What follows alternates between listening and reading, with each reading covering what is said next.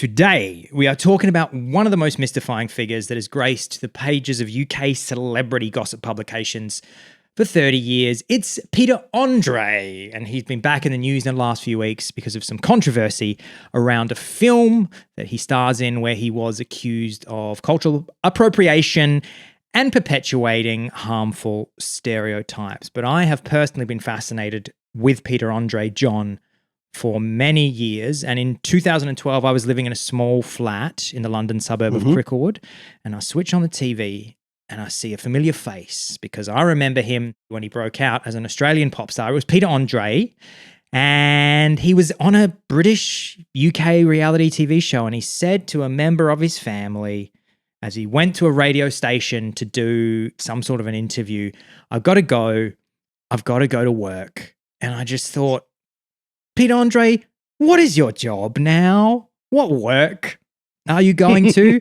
Because he has had a bewildering, fascinating, and I think career to be celebrated.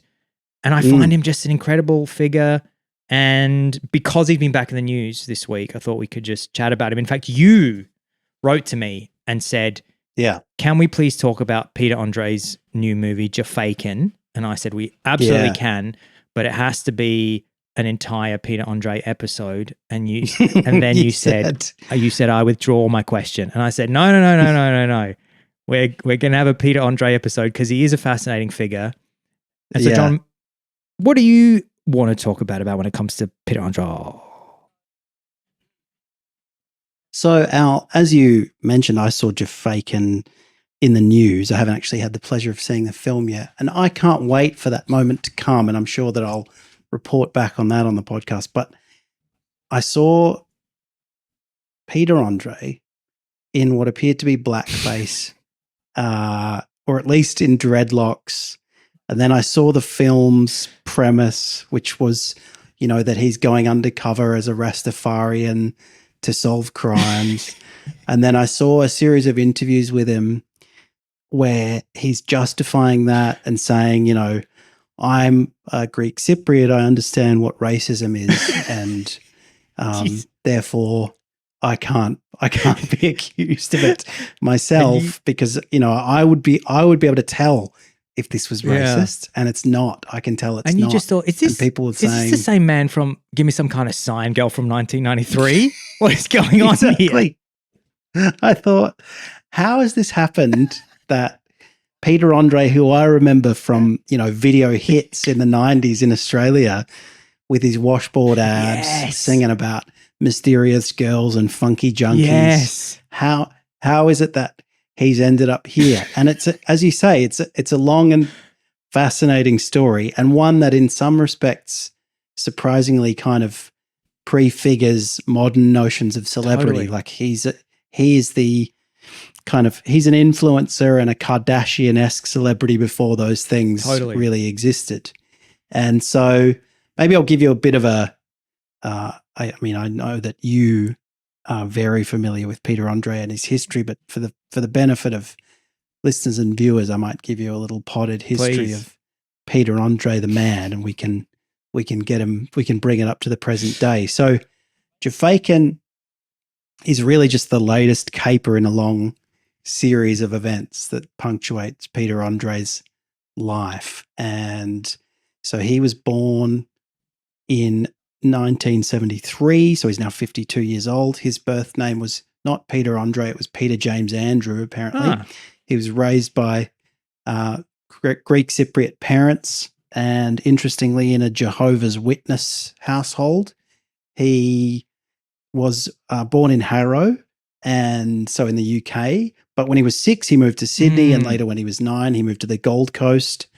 And he obviously exhibited kind of showmanship from a very young age. So at 14, he finished second behind Wade Robson, who's a choreographer known for engaging with people like NSYNC and whatever, or groups like NSYNC. So he's gone on to great things, Wade Robson. Wade Robson won the competition, and the competition prize was to meet your hero and mine, Michael Jackson. The Poison Chalice. Exactly. So probably coming second was about the best possible outcome there, I would say. You know, you get most of the glory and none of the exposure to a dangerous person. So that was 14. He was 14 when that happened. Then at 16, he goes on New Faces, which is a very long-running Australian talent show. Australia has a nice storied history of television talent shows that have, you know, given birth to people like, you know, the Minogues and Craig McLachlan and so on. And he was on this show, New Faces, been running since 1963. So already it was an old show by the time he was on it in, I think, 1990. Right. And it might have been filmed in 89 and went out in 90. And he was 16. And he was, I saw a clip of the show. You might have, we might want to show it, I don't know, but a clip of the show on Jonathan Ross years later when he was being interviewed on Jonathan Ross, and he's doing this kind of head in hands, you know, cringe while Jonathan Ross shows this clip to everyone. He's doing kind of very earnest, very Michael Jackson kind of 90s influenced dancing. Totally. On New Faces. And then he gets, I think live on air, he gets offered a recording contract at age 16. So he's still in high school. He's going to high school on the Gold Coast. He's living between there and Sydney. Suddenly he goes to the UK with a recording contract that's worth hundreds of thousands of pounds.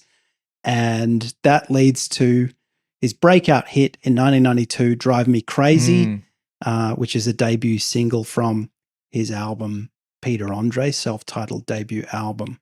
And what's probably most notable about those, I would really recommend that people go and have a look at the cover art for those two albums, because two more 90s images you're unlikely to find. One is Peter Andre, I mean, that's already pretty 90s, in a Chicago Bulls singlet, number 23, Michael Jordan, looking very hip. And then the other one is just Peter Andre, classic middle part with sort of wet.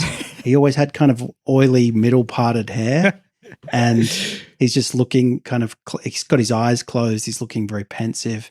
The latter is the album cover, Peter Andre, the album. And the former is from the single Drive Me Crazy, 1992 single, which does, I mean, they do pretty well, particularly in Australia. He gets quite a decent following out of those. And I remember seeing those images myself in the early 90s. And then fast forward to the second album, which I think is 1996, Natural. And you get things like, well, you get, most importantly, you get Mysterious Girl, which peaked at number 1 in the UK album chart. That was his like huge breakout in the UK. That was his sort of announcement, like, get ready, UK. Here I come. That's right. I'm about to have a real weird lifelong career in UK. Exactly. So he already had by that time Give Me a Little Sign, which you'll remember. Some kind of sign, girl. My baby. Show that you're my girl. Oh, yeah. And I must say, I didn't know that was a Peter Andre song. I'd forgotten that at some point. But it's the kind of song that I will just get in my head when I'm hanging out the washing or something. It's got real like decades long earworm status for me. You also had Funky Junkie, which is a more of a celebratory look at the junkie scene, which I liked. That there was something that there wasn't all sadness and addiction. There was also a level of funkiness there to explore. And so then, but then you get, in 96, you get Natural, you get Mysterious Girl. The album peaks at number 1 in the UK. The Mysterious Girl single peaks at number 3. And he has continued to make music since that time, Peter Andre. He's made, according to the discography that I looked at, there have been 10 subsequent releases, most recently, I think, in about 2015, so a while ago now. Yeah.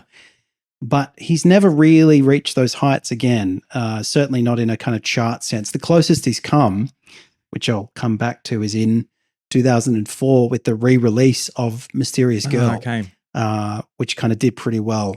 So basically, he moved to the UK around that time. He'd been in the UK recording, then I think he moved back to Australia to enjoy his early fame there. Then when Natural did really well, he moves to the UK permanently. And as far as I know, he's just stayed there ever since. But what's interesting is that was kind of the end of his original period of genuine celebrity as somebody who was doing something of substance. Yeah, who was a musician. Music. He was like, Yeah. you could say up until 2004, you could say to somebody, do you know Peter Andre? And they'd go, of course, he's a pop star. Exactly. Basically, he peaked in terms of his musical popularity. And he's, as I said, he's made a lot of other stuff since, but nothing's really come close. But what he has made since, what's much longer than his discography, is his TV career, which really kicked off. According to him, he was, kind of a has-been. I think went to America for a time, talked about basically having a lot of casual sex and being a bit of an unhappy celebrity. Yeah, he's given some interesting kind of fairly vulnerable interviews to The Guardian and others and about this period. But he wasn't really doing much except kind of living off his successes from those two albums until 2004. And, a lesser man, me, if I had peaked in 96, maybe if nothing had happened 4 or 5 years later, I'd be like, well, that was fun. I guess that's my 15 minutes is up. I'm going to move back to the Gold Coast and just enjoy life now. But not Peter Andre. He's the kind of celebrity equivalent of a cockroach that is able to survive indefinitely on scraps of celebrity. He's out of sight for that period of, that largely the kind of early 2000s, but he's waiting for the right moment to arise again. And he's a master of survival. And he finds his moment in 2004. He's on I'm a Celebrity, Get Me Out of Here. Can't believe that show's been running for more than 20 years. I can see first season is July 2002 here, John. So I'm assuming he's probably the second or third season. There you go. So pretty early on in kind of modern reality TV, isn't it? But he and Katie Price, aka Jordan, meet while filming I'm a Celebrity, Get Me Out of Here, and they fall in love. And she's a kind of page 3 glamour model. That's where the name Jordan comes from. That's her kind of pen name is the wrong phrase. Her panties name, and that's her page 3 pseudonym. Katie Price. She's on the show with him. They hit it off, and they fall in love. And then everyone says, "Wow, two very kind of otherworldly, very plasticky people who seem almost made for each other, who seem like they were kind of cooked up in the same laboratory." and the public falls in love with them. So then between 2004, they get together. 2004, you've also got a series When Jordan Met Peter, which comes out. So already they're kind of capitalizing on their relationship. Following year, you have Jordan and Peter Laid Bare, which I assume was a bit more of a kind of, beneath the superficial look. Then you've got things start to get a bit more complicated with Jordan and Peter Marriage and Mayhem, which is 2005. Wow. Then 2007 and 8, you've got Katie and Peter, so she's now going as Katie Price. Katie and Peter, The Next Chapter. Then in 2007, you've got Katie and Peter, The Baby Diary. So this is obviously when they start having children, and they're capitalizing on that. Then 2007, you've got Katie and Peter, Unleashed. Then in 2008, you've got Katie and Peter, Down Under, obviously going back to his Australian roots there. Then in 2008, Katie and Peter, African Adventures, going back to the reaches of the historical origins of his species, the Homo sapien. And he said, "Baby, let me show you how far back my roots go. We're gonna." Yeah, exactly. And then Katie and Peter, Stateside in 2009. And unfortunately, 2009 was also the year that Katie and Peter's very productive romance came to an end. They they get separated in 2009 and they divorce that same year.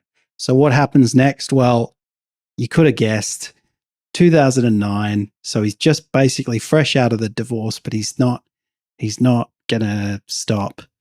Peter Andre, going it alone. So he's gone from Katie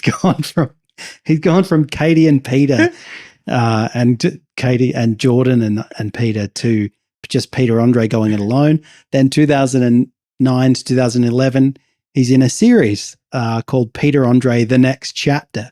So basically, ever since he got a foot in the door of reality TV, he has just been absolutely hammering it. He's been on something like 10 different reality TV shows, and they've all been kind of based around him. So he's a kind of master, even though everyone sort of finds him, well, I don't know about everyone. Presumably some people adore him, and he does seem like quite an endearing guy in some ways. But he's got this reputation as kind of cringe and, a bit cheesy and a bit kind of over the top, and he's all washboard abs and fake tan. But he's learned how to capitalize on that brand and really hammer the whole, what do I do for a living? Well, I'm just, what I do is being Peter Andre. Yeah. That's my thing. Yeah. In the same way that Kim Kardashian might say, look, I am a personal brand. Yeah. And this was all kind of 20 years ago. So he's a bit of a trailblazer in that respect. And maybe we can come back to this, but you can kind of see Jafaican as part of that. I mean, it doesn't, and I was very naively saying to you, I can't believe Peter Andre would do this. And you'd say, John, haven't I taught you anything about for celebrity 4D chess? Because presumably Peter knew that putting on dreadlocks and a fake patois accent would upset a few people. But that's part of the game. That's part of the game. Keep his face out. I mean, there. he's been in the game. He's been in the game so long, like over 30 years now. Because you think about, give me some kind of sign pops out in Australia, and that was the first track of his that I heard. And I just remember at the time thinking, oh wow, it's some guy trying to be exactly like Michael Jackson. That's like kind of like the Australian Michael Jackson. But yeah, I think he knows the game. But what's so interesting, particularly to us or maybe to Australians, is that he was like huge for a second in Australia. He had to give me some kind of sign. And then for about 3 years, he still had his foot in Australia and was on video hits, like you say. And then there's a track, he did a cover of Kool and the Gang's Get Down On It, which I fucking love, from 1996. You can check that out, people.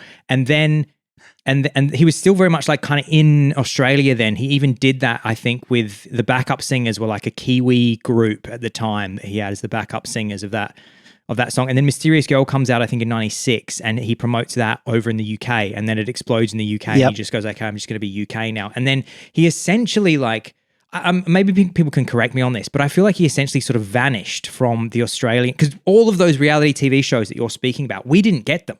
Or like certainly if we did, they were on like Foxtel or God knows where they were. So he was like building this sort of celebrity television reality show empire in the UK. But he had just disappeared from Australia. So like to us, it was so strange when you would peek into the UK and go, what's going on here? Like Australians must have gone to London in like the mid 2000s.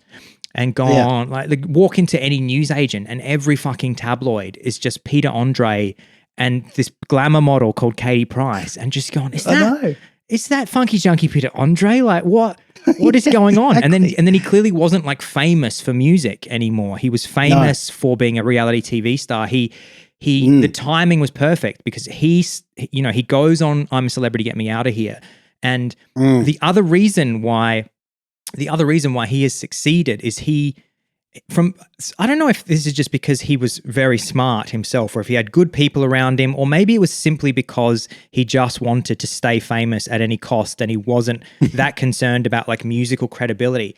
But I'm a Celebrity must have come to him in 2004 and gone, this has been on for 2 years. You know exactly what it is. The whole thing is, you humiliate yourself in front of the world and we film you and maybe a few people find you endearing, but it's this reality TV thing where you look a bit silly and you used to be a pop star and now you're eating bugs in Australia. Exactly. That's the whole. And the premise. Most people would have gone, no. I'm a pop star. I'm going to keep being a pop star. I'm a serious musician. And he's just gone, I'm fucking all in. And had he not done that, he would have faded into musical obscurity, presumably by this stage. Oh, and so he does it easily. And then he gets all this attention. And then, as you say, Katie Price, and then all the tabloids come to him and go, you're a thing we can sell. And then I saw Katie Price speaking recently in an interview. They've been separated for years now, as you say, but she gave the figure that they got for the wedding, because a tabloid just said, you know, it was kind of like a wedding, but also like a sort of business opportunity where they partnered with a tabloid who said, we will pay you X hundreds of thousands of dollars so we have exclusive access to photograph. Like, it's our thing. And then, and so then they were just in the public's attention the whole time. And again, he hit it right at the right time when reality TV was exploding. Television networks were like, this is perfect. This shit is so cheap to make. All you have to do, you don't have to pay writers. I mean, you pay a few writers who come up with some sort of like a skeleton of what it's going to be, of what people are going to do. But it's more or less like, okay, Katie gets this much, Peter gets this much. And then you just film them endlessly. And then it's kind of the job of the editor, the editors, to make it into something with a bit of a skeletal script that they've come up with. And then obviously it was making bank because they just kept renewing the series time after time after time. And he's just like, this is what I'm going to be. I'm going to go from being a pop star. And this is why when it was so interesting to me when I caught him in 2012, I just sat down on my couch, probably came home from work, popped the TV on. And at this stage, the reality TV show that he was in, he had brought his family from the Gold Coast to live with him in like Essex or something. And he had opened a coffee shop and he was employing his like Gold Coast family now. You know, obviously and so like these like sort of Gold Coast Greek Cypriots were just working in like a reality TV show coffee shop in Essex, and that was the show. And his brother was in there, and like his mum, by Peter Andre. and that was the show. And I was just like, wow, this is so wacky, and nobody in Australia is paying any attention to this anymore. That's the thing. That's what's so interesting about it, because normally you would think, you know, we kind of take our cue from a lot of what's going on in the US and the UK in terms of the entertainment industry. But this was not just like somebody who was big in Australia and had broken through overseas. This was somebody who basically detached entirely from the Australian popular culture scene. And so I moved to London in 2008 and I was like, man, everyone here just is drinking Fosters. We don't do that anymore. And everyone's listening to Peter Andre. We don't do that anymore. Yeah, exactly. And he's the Fosters of celebrity, but But he also he could have only existed at that time, I would argue, in the UK. The Kardashians have now laid the groundwork around social media and the new media landscape where you and then Paris Hilton came along later, like I think maybe at the same sort of time as Peter Andre, but it's the UK's obsession with kind of fake celebrity culture where it's this sort of sort of marriage between a person who says, I'm going to pretend that this is really what I'm more, you know, I'm kind of like this, but I'm going to put on a sort of hyperbolic performance for the media. I'm going to pretend to be in relationships with people, and I'll call you when I'm actually just going to the shops to get milk, and you can pretend that you papped me. And that kind of really like sneering UK celebrity culture that we've all been familiar with, certainly since like the Royals in the 70s and 80s and 90s, that's he could have only done that in the UK. Like Australia didn't have, we didn't give a shit about that kind of celebrity in the, if Australia had said, oh yeah, we're going to do like fucking 10 series about Peter Andre and his like celebrity life, Australians were going like, why doesn't he just do songs anymore?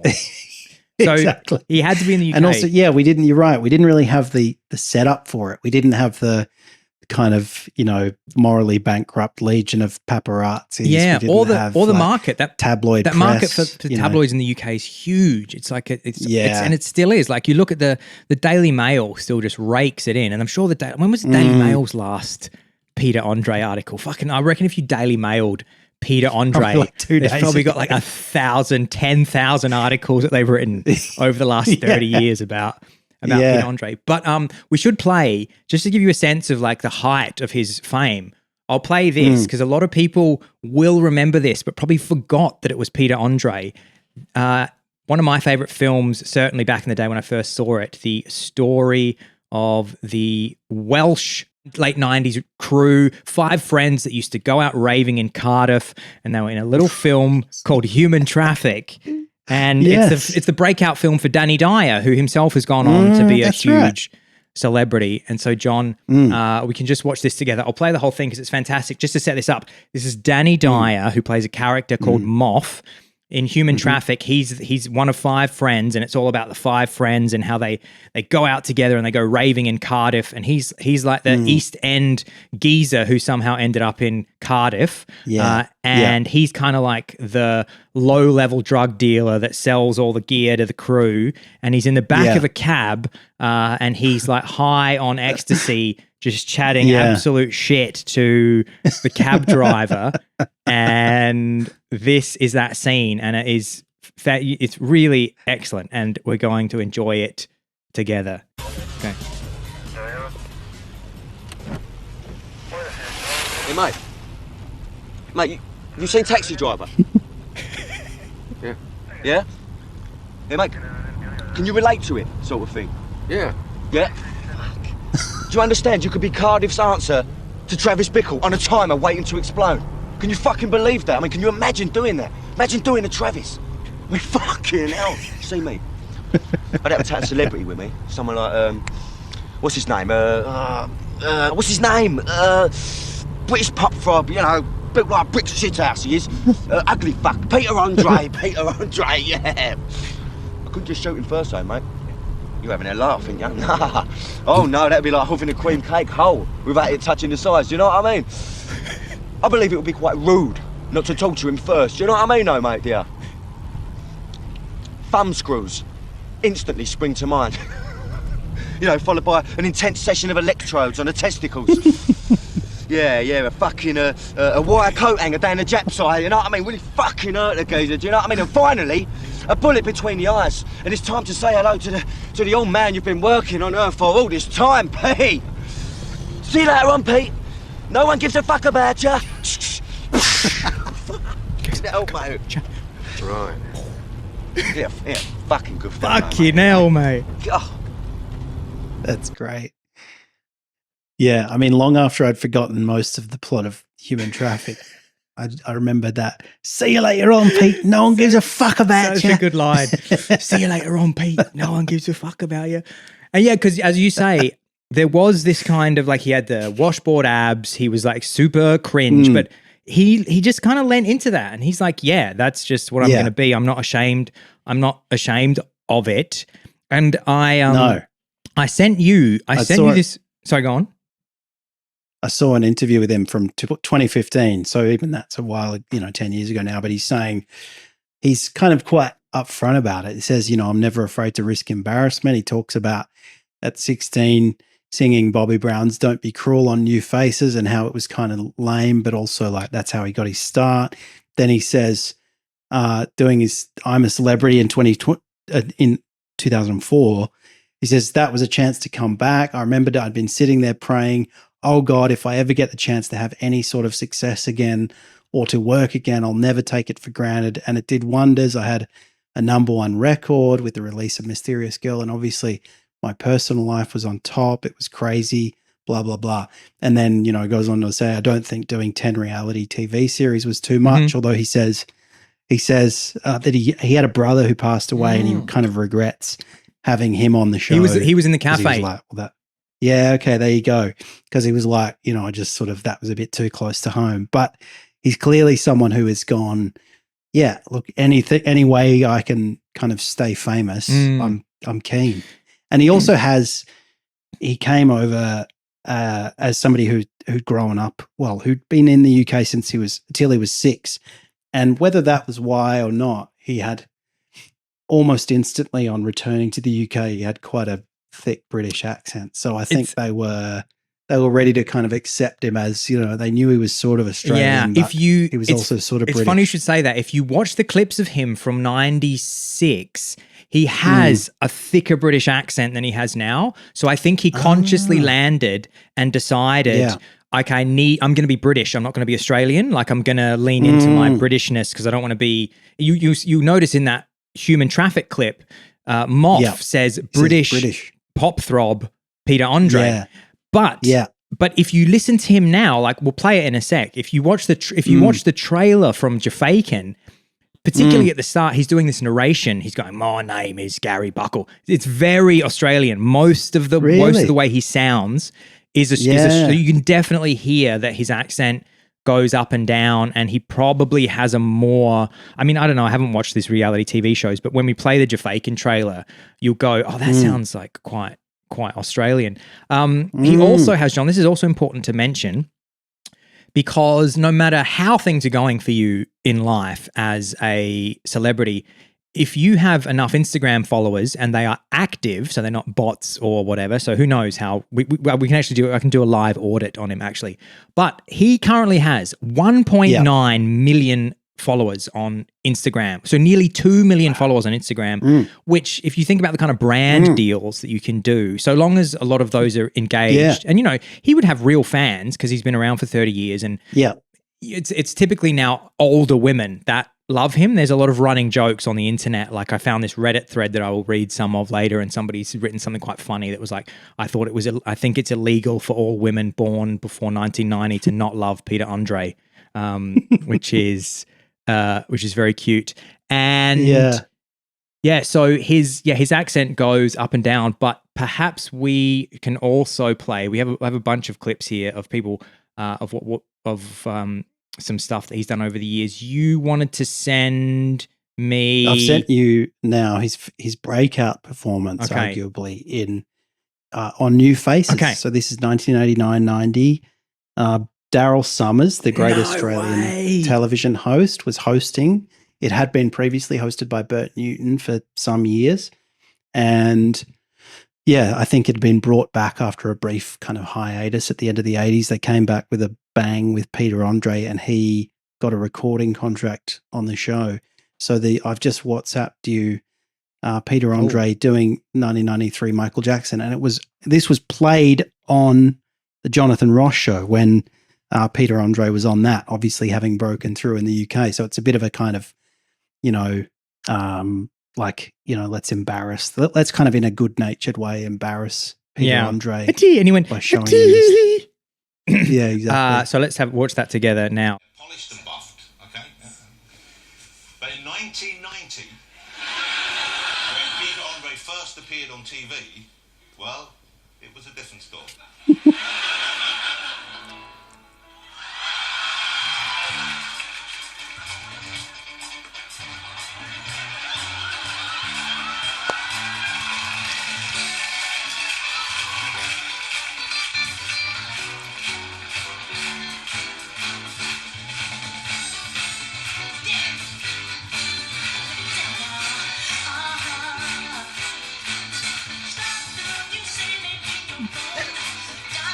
Yeah, he's obviously really doing the I'm going to be the new Michael Jackson. Yeah, that was his whole thing. Is he was just obsessed with, and even I remember seeing him on Hey Hey It's Saturday around this time, and I was just, all the dancing was Michael Jackson, and I just thought, well, this is not going to go very far because you're just trying to be a Australian Michael Jackson, which just isn't going to work. Yeah, exactly. So we can talk about. So maybe we can play. Maybe this is a good primer, John, for the Jafaican movie. Yeah, great. Maybe you can just explain to people why he was back in the headlines. About what was the idea with why is he back in the headlines for this movie? What's named Jafaican this year? Jafaican. And not only that, this got him a lot of media in Australia that I don't think he will have got before. And for some reason, and I think because, I could be wrong, I think because of the controversy, they did a Jafaican premiere in Australia, and he flew over yes. to do it. And you're right. Yeah. That either wouldn't have happened or wouldn't have had nearly the interest if not for the controversy. But some people, John, they don't know about the controversy. No, that's true. So I'll give you, let's just go straight to the source, IMDb. Gaza, a small-time crook, seeks £35,000 for his grand's care. So it's a classic kind of Happy Gilmore-esque setup there. Yeah. He overhears a tip, devising a scheme. In 21 days, he must master Jamaican culture to execute a fraud in London and Jamaica, facing life-threatening risks. And so the task of mastering Jamaican culture seems to involve dressing up like and speaking like a kind of Rastafarian Jamaican, which is a bad boy. Like a real bad boy, which is a kind of plot line that you can imagine perhaps not raising eyebrows quite so high back in Peter Andre's heyday in the 90s. But now you can't even do things that are much more subtle than that without attracting some kind of adverse attention.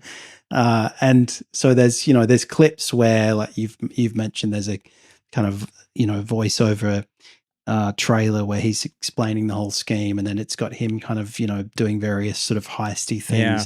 Obviously it's meant as a comedy, but nonetheless it is, it's upset people in some quarters, partly because, they think he's doing blackface. They think it's racist, etc. Cultural appropriation. I read it was perpetuating negative stereotypes. Exactly. About Jamaicans. Yeah, that's right. And he said, I think that with the Jamaican side of it, the patois parts were dubbed over by a Jamaican actor, but instead of me miming over the patois, I had to learn all the words that were delivered on screen. So it sounds like they've actually gotten a Jamaican voice actor, which is great, to do the patois, but it's like him miming over the top. They dubbed over me, so that was a real challenge, but it was one I really loved doing, he says. And he says he really loved playing Gary, aka Gaza, because he really felt the character, and he found it was a great challenge. Yeah. He loved the seriousness and the tone. I'm not sure that it sounds like he maybe isn't aware that it's a comedy there, but he's certainly taking it quite seriously. Before you go on, John, just let me play a minute of the trailer because I do want people to hear his accent. I will WhatsApp this to you, John, and just raise your hand when it starts playing, and we'll just listen to the first minute, the first 30 seconds. My name is Gary Buckle, wheeler dealer and troublemaker.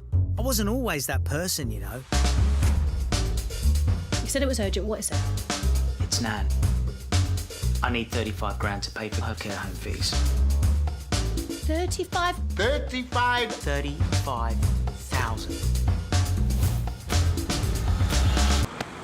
Bollocks.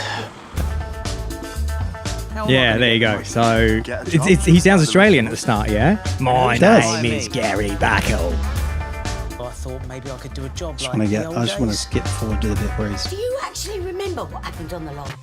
Where's Jamaican? I guess that is a key bit. Right. Blup, blup. Look at that. Yeah. Find him. Pretty good. It's good stuff. And actually, you know what? I'm going to probably go and see it based on that trailer. Yeah, get gold class. Why not take Jacinta? Have a glass of champagne and have a... I'll have a big reefer and some jerk chicken.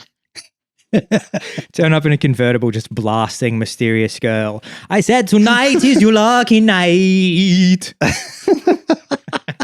Well, this is the thing. In the course of defending himself against accusations of blackface and cultural appropriation, he made reference to the sort of Jamaican overtones of Mysterious Girl. Oh, right. And said, I feel a deep connection with that culture. So it's a homage. It's a good-natured homage. Yeah. And then, as I said, he made a big, he kind of said, look, I was subject to racism in Australia, which he probably was. But the second premise is more tenuous, which is therefore I've got a pretty good, racism radar, and I wouldn't. If this was offensive, I'd know. And so let me tell you, it's not. It premiered in Australia, and he invited a lot of Australia's Jamaican community, which I didn't know. Do you see Jamaicans in Melbourne? Not that I'm aware of, no. But apparently, I don't think there's the huge Jamaican community. So there's some Jamaicans that he brought, and apparently they all love it. Which, to be honest, doesn't surprise me, because I get the sense that a lot of the Jamaicans in Jamaica, because Jamaicans in Jamaica, because everybody's Jamaican, they don't think they don't recognize, there's some kind of like power imbalance that white people have been telling us about. Whereas like Jamaicans in like the UK, they have like a different relationship to. Yeah, that's interesting. So Jamaicans in Jamaica, I mean, this is what happened with Chet Hanks. Chet Hanks did the accent, and all these like Jamaican diaspora in white countries were like, this is the most offensive thing ever. And Jamaicans in Jamaica were like, this is amazing. He knows our culture. Yeah. He speaks the language really well. That's right. There were all these interviews with people saying, his patois was actually very good.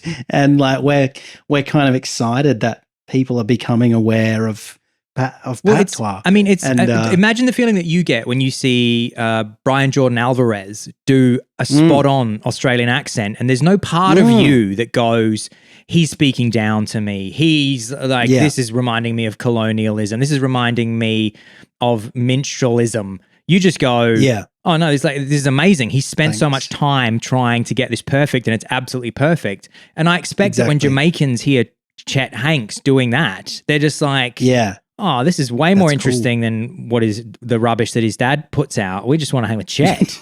I bet his dad can't like hang with the Rascals and the Bumper Clarks. Yeah. Polar Express. I can't relate to that. Let's get Chet over here, and like Chet's just going to start talking a lot about Haile Selassie, and that's right. We're going to real love him. But it's probably the same, like, because the Jamaicans that they got to the premiere in Australia, at least the ones they interviewed, were like, yeah, it's great. Like he's a cool Jamaican, and he gets a pass because he made Mysterious Girl. Yeah, exactly. And he grew up as a Greek Cypriot in Australia on the Gold Coast, which is one of the more racist parts of the country too. So what I should also do here is I can play a little bit. There's a really good 9 News story of the I think it's of the was it of the premiere? But basically there's this really, really lovely Channel 9 News story that has popped up in the last couple of weeks, which I want to play as well, John. He is one of our homegrown success stories, from pop star to big screen actor. And tonight, Peter Andre is back on the coast to promote his next film adventure. 37 years ago, almost to the day, I did a Today Show story here in the old Grundy's in Surfers Paradise on Australia's first public recording studio. A teenage boy insisted I include him in my story because he believed he had talent. I agree. That was 15-year-old Peter Andre.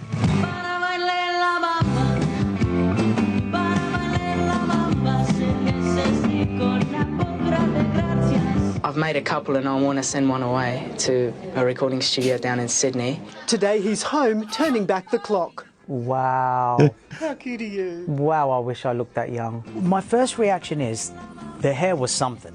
The hair was something. The second thing is I sounded, thankfully, a little better than I thought was going to happen. But thirdly, the dancing was shocking.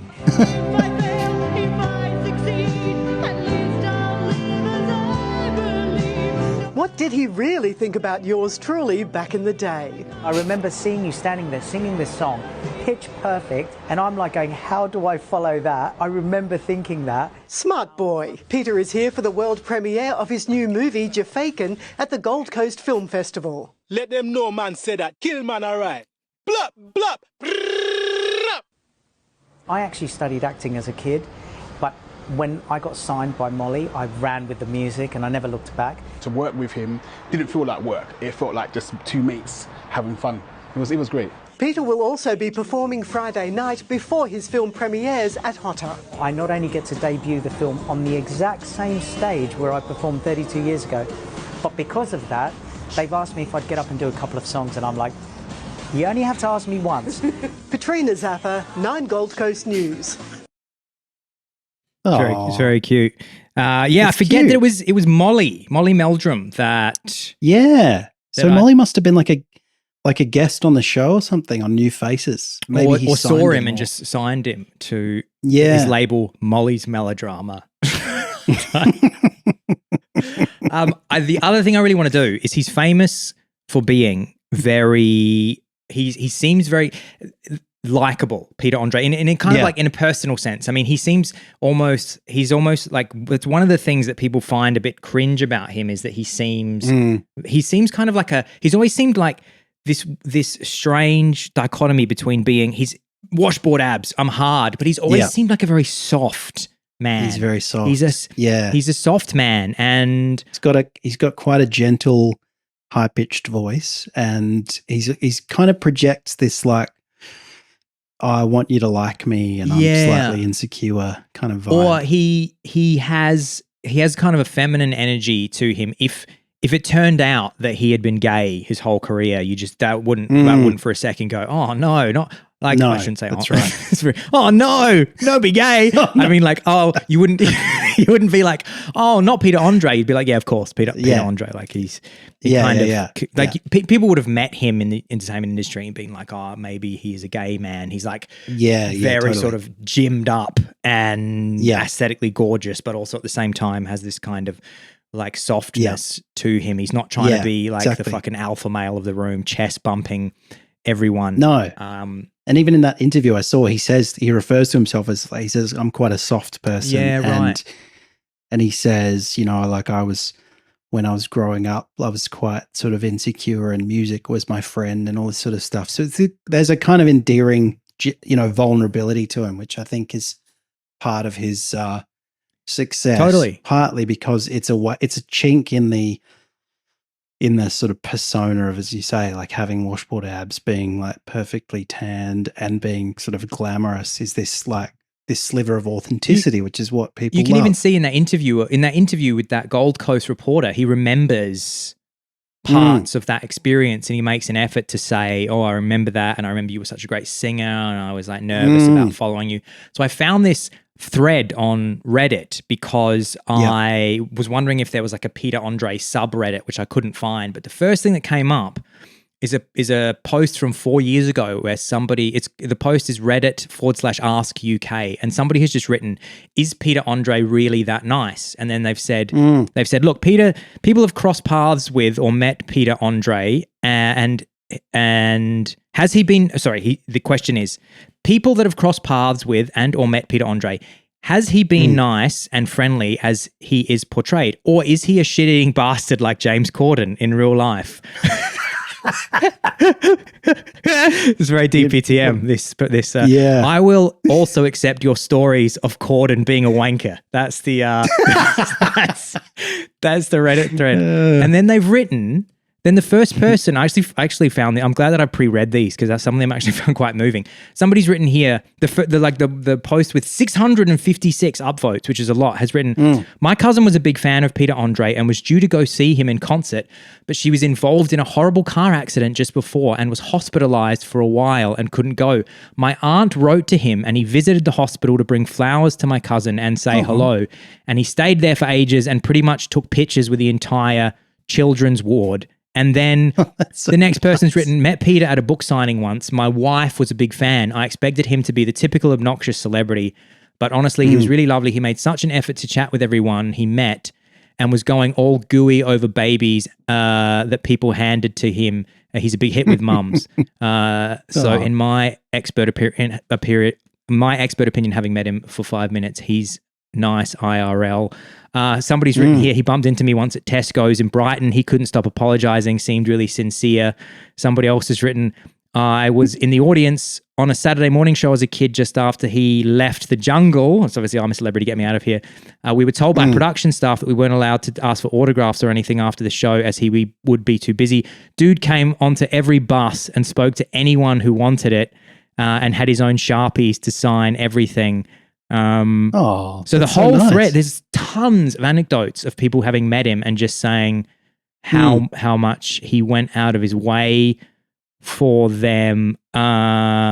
This one is super lovely. Somebody's written here. Just started the answer. He's an absolute legend. He was with Katie at a signing of her book at my workplace, and one of the women who worked there mentioned how her son loved Katie, but they couldn't bring him to the store because he had a mental disability that would make crowds difficult to handle. He got her to phone her husband, spoke to him for 10 minutes and arranged for the child to be brought in via the delivery entrance. He then went and got Katie and brought her back to meet them and took loads of photos free, signed a copy of the book, basically anything he could do to make fans' dreams come true. If I get one knighthood, it'll be a tough call between Peter and Keanu if I had to give one night. So he seems like a super lovely dude. Like this whole thread, there's just not a single post of anyone saying he was a cunt. Like loads of people run into him at the supermarket as well, which is very cute. Like he's always just at the supermarket. Just getting like Scotch eggs at Tesco. That's great. I served him once at a supermarket, although I've seen him there a few times. He was very sweet and super respectful to us, which is a sure sign that someone is decent. My dad was a sound recordist back in the day and interviewed well over 100 famous stars. He said Peter Andre was one of the nicest people he'd ever met and had the pleasure of interviewing.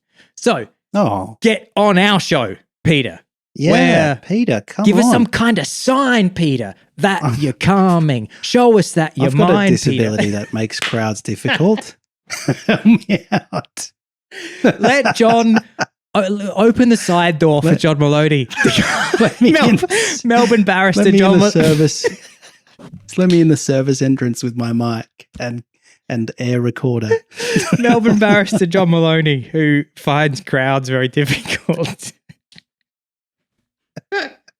And just as a happy ending, obviously things didn't work out with Katie Price, but 2012 he began a relationship with a doctor named Emily McDonough, and she gave birth to his third child in 2014. They married in 2015. They had a son in 2016. They had another daughter in 2024, and they live in Surrey together. So that's beautiful.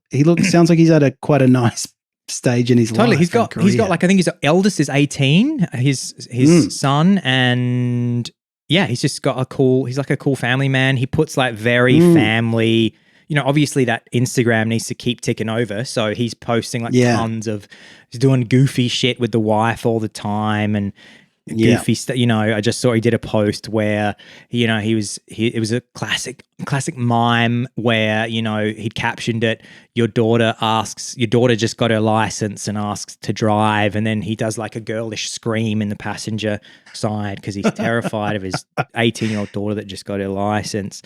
And he just, in terms of like what he does now, obviously he does Jafaican. That's going to be absolutely like raking it in. Budget of £20,000, probably like bringing in way more than that everybody's paying to go and see Jafaican, of course. Opened in Australia to 700 screens. He's going to partner with Impossible Burgers to bring out a special meat-free bacon called Jafaican. And meanwhile, Katie Price, I mean, I don't want to, punch down, but I mean, he's releasing sweet reels teaching his daughter how to drive. Yeah. Meanwhile, she is in March 2024 being convicted of driving without a valid license and insurance, and she's being filmed getting out of driver's seats smashed, and she's paying fines and damages. So it's fair to say that her longevity has taken a hit after the separation from Peter Andre. I think she's also like plastic surgery herself into a state of unrecognizability, whereas Pete has basically he's aged great, looks fantastic. He's looking pretty good. Yeah, he's not looking too overdone. He's a bit tanned and whatever, but he's got that kind of Greek Cypriot skin tone that ages well, and he basically looks like he could be 10 years younger. So I don't know. I started this podcast. I started the research thinking, let's all have a laugh at Peter Andre. And now I think He's an unsung. He's one of Australia's many unsung heroes. I totally agree. I love him. He's. I just wanted to say as well. He's doing He's the head. Like he's the face of a Frankie Valli and the Four Seasons tribute show that toured last year, and he's doing it again now. So that it's Peter Andre and like 3 other singers. I guess he's Frankie Valli, I would assume. Yeah. So he does it like a Frankie Valli and the Four Seasons kind of musical show, which apparently people fucking love. So he was even though Frankie Valli is still alive and performing in a way. I would much rather see I would much rather see Peter Andre being Frankie Valli than Frankie Valli being Frankie Valli. Yeah. Frankie Valli lip syncing to Frankie Valli at 91. But it's true. I think he is an unsung hero, and he just seems like a lovely dude by all reports. And he has that's why we're adding him to the Don't Praise the Machine hero board that we're starting. Yeah. We're starting this week. We've got our hero board and our villain board. Exactly. We've got a huge board, and we got a stonemason to put in the title, and so far the only name on it is Peter Andre, top left. We should say, look, if you've not heard of Pete or you haven't listened to his music for a while, check out his cover of Kool and the Gang's Get Down on It from 96. I really like, and it's really funny as well because this was that era of the 90s where they were looking back at the 70s with this kind of retro thing. So the whole and obviously like Kool and the Gang Get Down on It's like a 70s song. And so it's all this like flares and afros because it was this whole, remember the mid-90s, we were all doing 70s parties.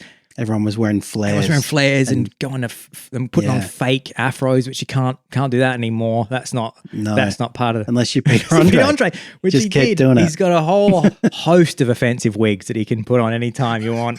Headdresses, Indian headdress, dreadlocks, afro, whatever you need. That's right. Exactly. But yeah, so Get Down on It. Funky Junkie has way less streams. Also, Get Down on It's not on Spotify. You have to go and find it on YouTube. Funky Junkie only has like 30,000 streams I could find on Spotify, and that was etched into my memory.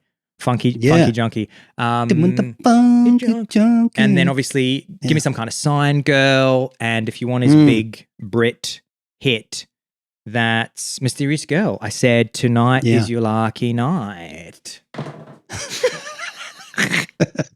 How many Spotify streams has he got? Mysterious Girl's got heaps. Mysterious Girl has...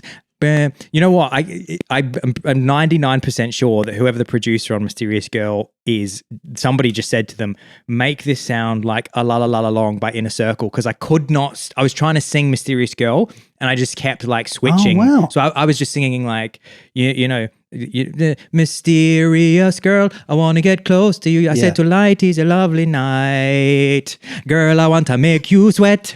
Sweat till you can't sweat no more. And if you cry out. They are very similar sounding at least in my brain. Yeah, what is he? So Mysterious Girl has... Next time you're DJing at Berghain, you can mix them together. Everyone's going to go, whoa, I didn't realize how similar they were. Mysterious Girl has 118 million streams on Spotify, but then it's a steep drop. It goes Mysterious Girl, and then another song from that album called Flavor has 1 million. So he's almost like a one-hit wonder. If I mean, like musically, this is the thing. Yeah. It's like Mysterious Girl, and then he's certainly not a one-hit wonder when it comes to being a celebrity. And we've Renaissance. We have talked on the show previously about. Well, that's right. We've talked on the show previously about how to monetize, how to do what seems like a very modern dance of monetizing on a kind of moment of embarrassment or on being a bit of a cultural figure of ridicule, and how to pivot into, being somebody that's kind of, found a way into people's hearts, and also just found a way to keep monetizing. And Peter Andre, honestly, he could be doing consulting on that very topic. He's a master. You'd absolutely be able to take whoever the latest. You'd be able to take like Hock to a girl and guide her into something wholesome instead of these like all the island boys. Instead of them all just like burning bright and then burning out. That's right. He should have done it. Ray Gunn should have been hitting up Peter Andre and saying, "Look, I've also done some embarrassing dancing, and I want you to guide me through the next 30 years. Fuck, you just reminded me we'll have to do another Ray Gun update because there's got to be there must have been some new happenings. But John, that's been one of the best Don't Press Machine episodes ever. I promised you the Peter Andre episode was going to be great. You kicked and screamed and you said, I don't want to do this show. And then you did all the research and it's been an absolute smash out of the park. You just want to tell everyone, you're coming to everybody. You got 5 minutes to explain to everybody where you are. Your background's looking a little bit different today. Yeah, people who are used to watching me in my study will recognize that this is unfamiliar. And I'm in the tiny town of Galbiate, which is in the lake region of northern Italy. So it's quite close to Lake Como. Yeah. And so soon, just after this, I'm going to hire a rowboat, see if I can get out to George Clooney's house and offer my services as a lawyer to Amal. See if that goes anywhere. That's right. You could be a clerk again or something. Yeah, that's right. And I'll just do some photocopying. Please, I don't care. Please, I can't get you any more Nespressos. My arms are hurting. That's right. They're just wired. They're just addicted to Nespresso like fucking crack. Exactly. He's got me with like a bucket of pods in both arms just walking up the stairs. So good. Yeah, so we're here for the next week and it's very charming little town. For the next few weeks, you'll be coming to us from different Eurotrash locations. I might even be able to pop over and do an IRL episode. We've got that on the cards. But my mother and my sister are arriving today from Australia. Shout out to Marie and Isabel. I got to go and meet them in the airport right now. Well, give my love to them. And also, if you see him in Tesco or perhaps in Lidl in your case, to Peter Andre, we'd love to have you, Pete, on the show. And I just want to say, see you later, Pete. Everyone gives a fuck about you. It's so good. Beautiful. We'll see you next week, everybody. The podcast.